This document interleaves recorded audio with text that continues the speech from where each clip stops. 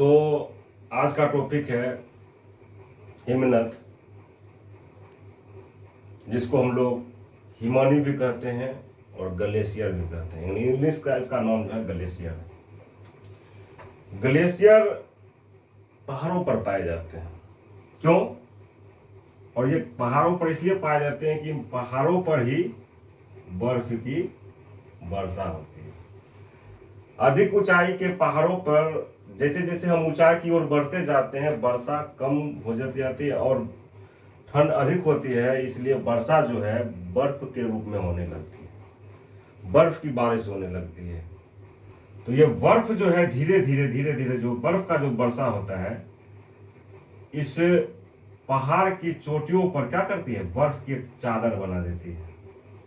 और ये पतली चादर नहीं, मोटी चादर का निर्माण जब कर देती है बहुत बड़े क्षेत्र में, तो इसे ही क्या कहते हैं, इस फैले हुए विशाल मोटे जो बर्फ के जो चादर जो है, विशाल चादर का जो क्षेत्र है, यानी पहाड़ बर्फ के बड़े टुकड़े जो हैं, यही जो है ग्लेशियर कहलाते हैं। ये पूर्ण रूप से बर्फ का बने होते हैं।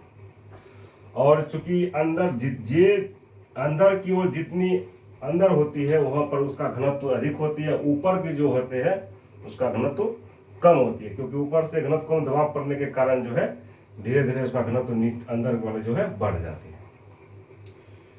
अब ये ग्लेशियर गतिशील भी हो जाती है, क्योंकि जब पहाड़ की चोटी की ऊंचाई जब अधिक होती है तो इस ग्लेशियर में गति हो जाती है। ये क्या करते हैं, ऊपर से नीचे की ओर खिसकने लगते हैं, यानी ऊपर का जो बर्फ है नीचे की ओर आने लगते हैं। इसके लिए ऊंचाई फिक्स होना चाहिए कि उतने ऊंचाई के बाद ही जो है बर्फ नीचे की ओर सरकेगा। अगर कम ऊंचाई वाला, जब मान लीजिए यहाँ कम ऊंचाई है यहाँ पे, तो यहाँ का बर्फ तो नीचे की ओर जाएगा ना, गुरुत्वाकर्षण बल तो नीचे की ओर जाएगा नहीं। इसलिए एक ऊंचाई है जहां से वहां का जो अधिक मात्रा में अगर बर्फ हो जाए, वजन अधिक हो जाए, तो मान लीजिए यहाँ पर ये ऊंचाई जो है, इसका जो पैमाना दिया है, एक है 3500 मीटर। ये आपको पश्चिमी हिमालय में, जैसे कश्मीर हो गया, तो कश्मीर में जो है वहां का, ये पश्चिम हिमालय में आते हैं, वहां ऊंचाई जो है बहुत ज्यादा होती है, पर्वत की ऊंचाई अधिक है। तो वहां लगभग 3500 मीटर की ऊंचाई पर क्या होता है कि वहां का जो बर्फ का जो क्षेत्र है, ये जो बर्फ का जो खंड है, बड़ा ब्लॉक जो है मोटे चादरों का, ये नीचे की ओर सरकने लगती है।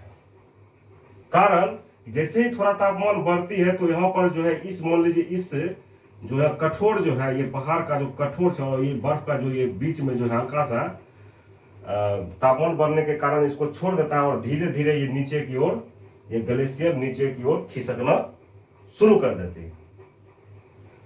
तो ये आपका पश्चिम हिमालय के लिए, ये जो ऊंचाई आपका दिए हैं, ये पश्चिमी हिमालय के लिए है। लेकिन आप, ये तो जम्मू कश्मीर में हो गया। मान लीजिए इधर जो है सिक्किम है या आसाम है, वहां पर पहाड़ों की ऊंचाई थोड़ा कम है, तो वहां पर ग्लेशियर को गतिशील होने के लिए वहां ऊंचाई जो है 2500 मीटर ऊंचाई पर ये बर्फ जो है, बर्फ का जो ब्लॉक है नीचे की ओर खिसकना शुरू कर देती है। तो जहां से बर्फ खिसकना शुरू कर देती है तो इसको हम लोग इसे हिम रेखा कहते हैं। इसे क्या कहते हैं, हिम रेखा। इसका मतलब ये भी हिम रेखा है। अगर यहाँ पर भी बर्फ का ये चादर है और यहाँ पर ये खिसक रहा है, तो इसके लिए ये भी क्या है, ये भी हिम रेखा है। यानी पूर्वी हिमालय में हिम रेखा जो है वो 2500 मीटर की ऊंचाई पर, यानी 2500 मीटर की ऊंचाई पर ही जो ग्लेशियर है वहां पर वो नीचे की ओर खिसकना शुरू हो जाएंगे। यानी कि यहाँ का नीचे का मान लीजिए 10 मीटर की ऊंचाई पर है, यहाँ से इस दर्रा से, तो यहाँ पर खिसकेगा ग्लेशियर, ऐसा कोई बात नहीं। यहाँ ऊपर उसको, तो प्रश्न पूछे जाते हैं कि हिम रेखा की ऊंचाई औसतन कितनी होती है, तो इसका जवाब होगा 3500 मीटर और उधर 2500 मीटर। यानी पश्चिमी हिमालय में 3500 मीटर और उधर 2500 मीटर लगभग जो है हिम रेखा की ऊंचाई होनी चाहिए। और ये ग्लेशियर ग्लेशियर चूंकि गतिशील होते हैं, नीचे की ओर जो है वो गतिशील होते हैं, और ये प्रतिदिन नीचे की ओर खिसकते रहते हैं। तो एक प्रश्न ये भी आता है कि ग्लेशियर न्यूनतम कितनी सेंटीमीटर प्रतिदिन नीचे की ओर खिसकती है। तो न्यूनतम यानी सबसे कम अगर ग्लेशियर ऊपर से नीचे की ओर जाएगी, खिसकेगी, तो वो है 2 सेंटीमीटर से 3 सेंटीमीटर। लेकिन अगर तापमान कुछ अधिक होगा तो ग्लेशियर तेजी से पिघलेगा और वो नीचे की ओर गमन करेगा। तो अधिकतम जो है वो अधिकतम होनी चाहिए 30 सेंटीमीटर प्रतिदिन। 30 सेंटीमीटर प्रतिदिन जो है वो खिसकती है। यानी ग्लेशियर के ऊपर का बर्फ धीरे धीरे जो है नीचे की लुढ़क लुढ़क कर गिरने लगती है। और इसमें जो है पर्वतारोही जब इस पे चढ़ते हैं तो कभी कभी क्या होता है, ग्लेशियर जो ऊपर से जो सरकती रहती है तो एकाएक बर्फ जो है ऊपर से नीचे की ओर गिरते हैं। उसमें बहुत से पर्वतारोही उसमें दब के मर जाते हैं, दब जाते हैं इसके अंदर। और जैसे कि एक बार हमारे भारतीय सेना का एक हनुमंथा नाम का जो आर्मी के जवान थे, वो भी एक ग्लेशियर, सियाचिन ग्लेशियर में, जो सियाचिन था या क्या था, वहां पर दब गया था। अच्छा, ऐसा प्रश्न पूछे जा सकते हैं। एक प्रश्न और हो सकती है कि ग्लेशियर का लगभग लंबाई चौड़ाई क्या होती है। मान लीजिए इस चित्र में तो समझ नहीं आ रहा है कि ग्लेशियर कितना चौड़ा है, कितना ऊंचा है।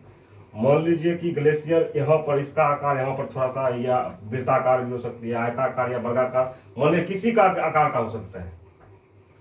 लंबाई कम से कम ग्लेशियर का जो होना चाहिए वो 4 किलोमीटर से 5 किलोमीटर की लंबाई का क्षेत्र में अगर बर्फ का चादर अगर हमारे पर्वतों पर फैला है तभी उसको ग्लेशियर मान सकते हैं। और इसका चौड़ाई जो है वो 1.5 किलोमीटर से 4 किलोमीटर तक हो सकती है। और बड़ा जितने न्यूनतम ग्लेशियर मानने के लिए एक पैमाना है।